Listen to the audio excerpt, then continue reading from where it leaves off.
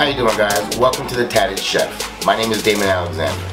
I'm going to be bringing you a TV show / vlog that is centered around tattoo life, cooking, and fitness. What I'm going to be bringing to you is different series that are based on being a single guy and living in today's time. What it's going to be geared around is me showing you how to cook at home efficiently. You're going to be going to the supermarket with me, you're going to be going to the gym with me, you're going to be going to tattoo parlor with me. And I'm also going to be doing series. The first series I'm going to be bringing to you is called Panty Dropping Food. Food that you cook for a woman when she comes over and you want to impress her. Now ladies, I'm not saying that if a man cooks you a meal that he's guaranteed to get you in bed.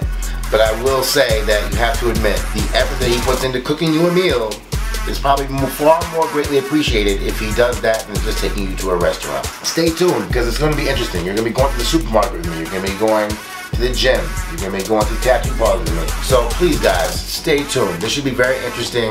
We're going to have a lot of fun. Talk to you soon.